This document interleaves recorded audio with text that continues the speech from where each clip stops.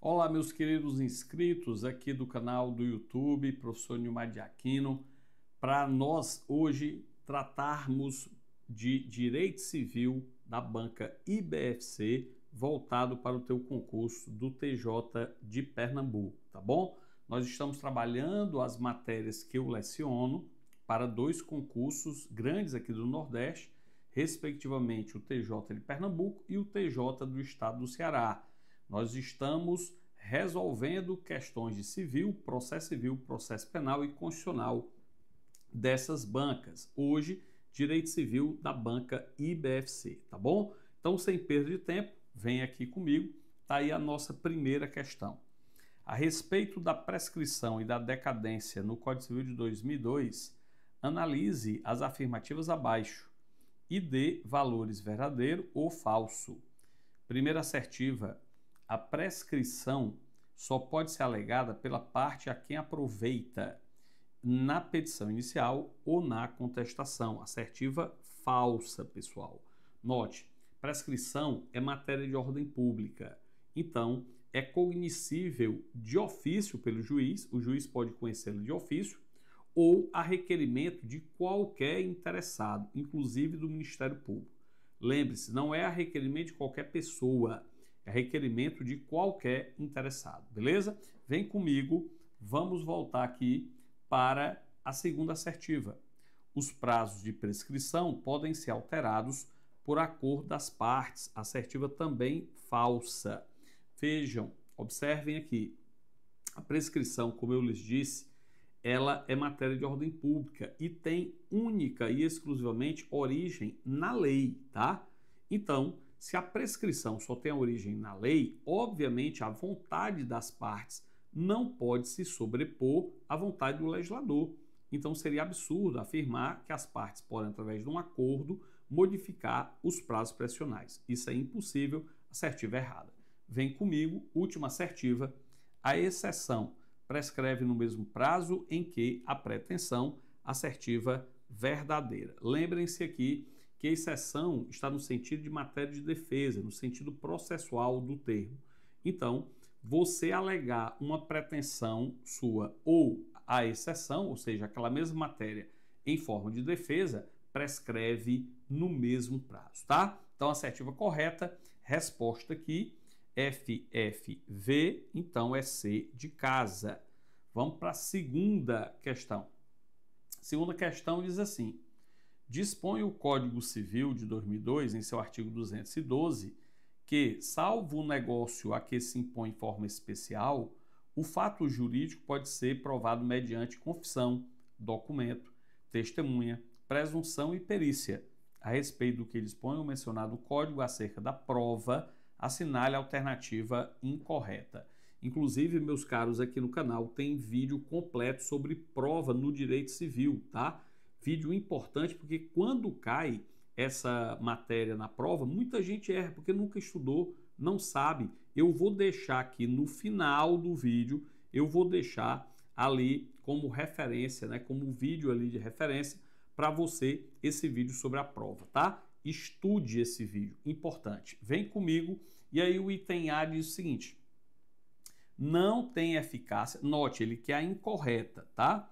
Não tem eficácia a confissão se provém de quem não é capaz de dispor do direito a que se referem os fatos confessados. A assertiva aqui está correta, claro. Confissão, pessoal, só tem eficácia se, obviamente, a pessoa for capaz de dispor do direito. Se não é, ela é inócua, não produz nenhum efeito. B de bola diz o seguinte: a confissão é irrevogável e não pode ser anulada. Essa assertiva aqui é que está errada e é, por via de consequência, a nossa. Veja, realmente a confissão é irrevogável, tá? Todavia, ela pode ser anulada por erro de fato ou por coação, não esqueça, tá? Então, por exemplo, se uma pessoa confessa um determinado fato mediante coação, obviamente que é passível de anulabilidade, beleza? Volta comigo, vamos analisar as demais assertivas. Item C, um instrumento particular feito e assinado ou somente assinado por quem esteja na livre disposição e administração de seus bens, prova as obrigações convencionais de qualquer valor, beleza, mas os seus efeitos, como os da cessão, não se operam a respeito de terceiros antes de registrado no registro público, tudo certo. Só o instrumento particular, pessoal, só produz efeitos perante terceiros após o devido registro, tá? Desde dado, aquele que se nega a submeter-se a exame médico necessário não poderá aproveitar-se de sua recusa. Também assertiva correta, né? Quem não lembra aqui do exame de DNA. Uma pessoa pode ser forçada a se submeter ao exame de DNA? Claro que não. Porém, os efeitos dessa recusa podem, obviamente, ser contrários aos interesses de quem recusa, né? Então, o suposto pai o juiz vai presumir que ele é o pai se ele se recusar a realizar o exame do DNA. Isso é assente na doutrina e na jurisprudência. Vem comigo, sem perda de tempo, vamos para a terceira questão. Antes, todavia, da gente resolver a terceira questão, assista o vídeo até o final, domine aqui o projeto Oráculos Concurso, vai te ajudar, sem sombra de dúvida, na sua prova. E preste atenção se você chegou até aqui e não deixou o like, não está contribuindo com o nosso canal. Contribua com o nosso canal, esse canal voltado a te ajudar na preparação dos concursos. Então deixa teu like, compartilha com teus amigos, né? Deixa, eventualmente, por que não, projeto fantástico, inteiramente gratuito, deixa o teu hypar, nos ajuda demais, meu povo. Se inscreve no canal se você chegou aqui de paraquedas e não sabe o que está acontecendo. Nós temos o projeto Oráculos Concurso, onde você vai lá na bio do meu Instagram e vai entrar no nosso grupo do WhatsApp para resolver as questões que eu lá coloco em ritmo de simulado, né? Detectando teus pontos fortes e fracos. Hoje, inclusive, eu ainda vou colocar, sexta-feira, hoje, eu vou colocar no nosso grupo as questões de processo civil da IBFC, tá? E no dia posterior, eu sempre comento aqui, tá? Para você evoluir junto aos outros alunos e chegar competitivo na sua prova. Então, aproveitem. Projeto feito com todo carinho para ajudar os meus queridos alunos, beleza? E se você tem alguma dificuldade específica em processo civil, direito civil ou processo penal, tá ruim nessas matérias aí para o concurso do TJ Pernambuco, TJ Ceará, eu vou deixar o link aqui na descrição dos nossos cursos.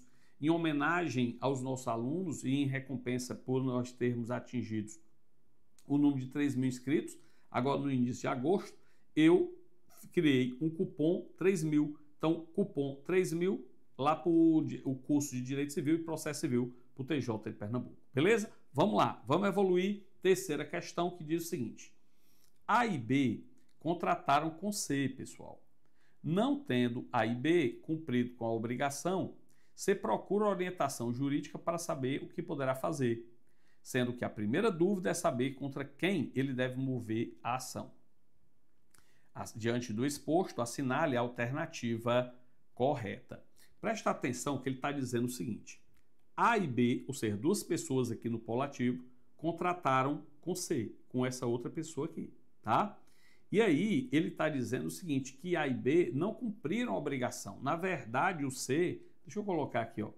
Na verdade, pelo que o enunciado está dizendo, o C é a parte ativa na obrigação e A e B a parte passiva, né? Porque A e B eles não cumpriram com a sua obrigação, beleza. E aí o C está querendo saber quem ele vai cobrar. Presta atenção aqui, pessoal, porque se a obrigação e os enunciados e as assertivas aqui já nos direcionam, né? Porque só tem dois tipos de assertiva. Presta atenção. Ou a obrigação é solidária, ou a obrigação é subsidiária. Lembrem-se que na obrigação solidária, o credor ele pode cobrar de um ou de todos os devedores, ele pode cobrar de um, de alguns ou de todos os devedores, a integralidade da dívida. Na obrigação subsidiária, ele vai ter que cobrar, em primeiro lugar, o devedor principal. E se este não tiver condição no caso concreto para responder, é que ele pode cobrar o responsável. É o exemplo, por exemplo, né, do fiador da obrigação, beleza? Então, nós temos aqui a obrigação solidária quando, obviamente, o credor pode cobrar de alguns ou de todos os devedores o valor total da dívida. Então, vamos, segundo essa premissa, analisar as assertivas. Vem comigo, olha o item A. Se C quiser a satisfação, cumprimento da obrigação, deverá pleitear contra ambos obrigatoriamente a palavra, pois é uma obrigação solidária. Se for obrigação solidária, ele não é obrigado a cobrar dos dois, pode cobrar só de um o valor total da dívida. Se C quiser a satisfação da obrigação, poderá pleitear apenas contra um deles, pois é uma obrigação subsidiária. Está errado também, porque na obrigação subsidiária, como a gente viu, primeiro você cobra do devedor principal e se ele não tiver condição de pagar a dívida, você cobra do responsável, tá? Vem para o item C.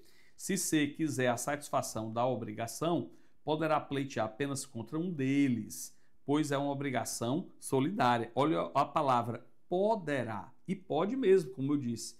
Na obrigação solidária, ele pode demandar alguns ou todos os devedores para cobrar até o valor total da dívida, beleza? Ótimo, vem comigo, vamos passar para a quarta questão. Quarta questão diz assim: a respeito da responsabilidade civil, assinale a alternativa correta. Item A de avião. O Código Civil de 2002 não admite modalidade de responsabilidade civil objetiva. Assertiva errada, meus caros. Veja, via de regra no nosso sistema, a responsabilidade civil é subjetiva. Essa é a regra, ou seja, é dependente da análise de culpa do agente, tá? Todavia, preste atenção que essa responsabilidade civil subjetiva, ela só vai ocorrer se a responsabilidade, se a obrigação, melhor dizendo, do agente, ela for uma obrigação de meio e não uma obrigação de resultado. Portanto, por exemplo, a obrigação do advogado, do médico, é uma obrigação de meio. Se, obviamente, que algum dano ocorra, há que se analisar a culpa do profissional para resultar em sua responsabilização. Diferentemente das hipóteses de responsabilidade objetiva, onde não vai ser analisada a culpa do agente, independe da análise de culpa do agente. No nosso direito são duas seções. Primeira seção, nas hipóteses legais. O Código Civil arrola, e outras leis extravagantes arrolam, várias hipóteses de responsabilidade civil objetiva, como, por exemplo, a responsabilidade civil dos pais, dos tutores ou dos curadores pelos danos cometidos por seus filhos tutelados ou curatelados que estejam sob sua guarda e vivam em sua companhia, tá? Então, é um exemplo de responsabilidade civil objetiva que é regulamentado pelo Código Civil de 2002. E a outra situação é quando, presta atenção, a responsabilidade civil objetiva decorre exatamente de uma situação de risco. É quando a atividade normalmente desenvolvida pelo agente puder causar um risco a direito alheio. Se esse risco realmente se confirmar e sobrevier um dano, ele responde objetivamente. É por isso que a nossa Constituição determina que a responsabilidade civil pelo dano nuclear é objetiva. Ora, porque é uma atividade de risco, percebam. Vem aqui comigo, então, a assertiva A está errada, vamos para a assertiva B. O juiz não pode condenar em valor menor ao que foi pleiteado pela parte a título de indenização, sob pena de violar o princípio da congruência. É errado, pessoal. Lá no processo civil a gente estuda o princípio da congruência, também chamado de princípio da adstrição, tá? Onde, obviamente, o juiz só pode julgar o que foi pedido e nos limites que foi pedido. Obviamente que o juiz, entendendo pelas alegações das partes e pelas provas produzidas que o valor pleiteado da título de indenização é excessivo, ele pode reduzir o valor da condenação e isto não representa nenhuma violação ao princípio em tela, tá? Vem comigo, vamos para a assertiva C de casa.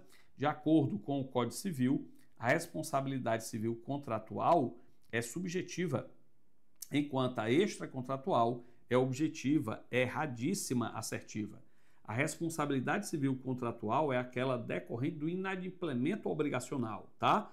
Agora, se a norma violada pré-existente tem natureza legal, a responsabilidade civil é extracontratual ou aquiliana, podendo ser, como a gente viu, tanto subjetiva quanto objetiva, tá? Vem comigo, última assertiva, a responsabilidade civil do curador pelo curatelado independe da demonstração de culpa, ou seja, é objetiva, assertiva correta e se coaduna com o que eu falei. Nos nossos cursos, a gente analisa todas as hipóteses de responsabilidade civil objetiva presentes no Código Civil que são perguntadas em prova, tá? Uma delas é isso aqui, como eu já tinha dito para vocês anteriormente. Vem comigo, vamos para a quinta e última questão da nossa aula de hoje. Quando houver no contrato de adesão, veja, ele cita o contrato de adesão, cláusulas ambíguas ou contraditórias, deve-se adotar a seguinte interpretação. Pessoal, cuidado aqui. Em relação à parte contratual, via de regra, você deve observância à boa-fé objetiva. A boa-fé objetiva, como a gente estuda na parte geral dos contratos, ela se subdivide em algumas vertentes. Uma dessas vertentes é a vertente interpretativa da boa-fé objetiva. Esta vertente ela está regulamentada no artigo 113 do Código Civil, portanto, na parte geral do Código. E ela diz o seguinte, que havendo cláusula omissa, obscura ou contraditória, ela deve ser interpretada de forma a favorecer a todas as partes contratantes. Pela boa-fé objetiva aqui no direito civil, um contrato só é bom quando for bom para mim e para você. Se ela trouxer vantagem só para um, ele não é um contrato que respeita a boa-fé objetiva, tá? Agora, cuidado, porque essa regra é aplicada quando o contrato pode ter suas cláusulas discutidas, debatidas amplamente pelas partes contratantes. No contrato de adesão, nós temos uma exceção. Por quê? Porque no contrato de adesão, o proponente impõe ou expõe todas as regras do contrato. E ao aderente só cabe assinar se concordar ou não. Perceba, portanto, que o aderente no contrato de adesão é uma parte hipossuficiente.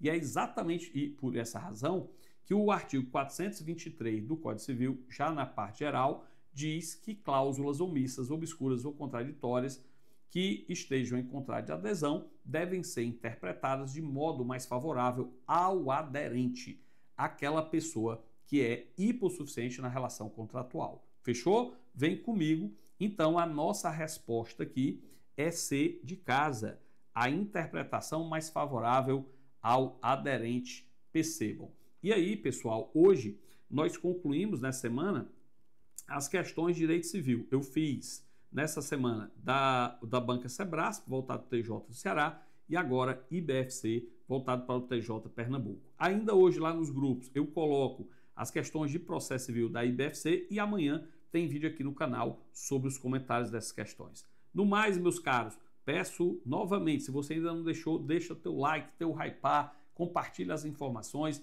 nos ajuda demais, tá? No mais, gratidão, forte abraço e vamos juntos, vocês já sabem, até a posse.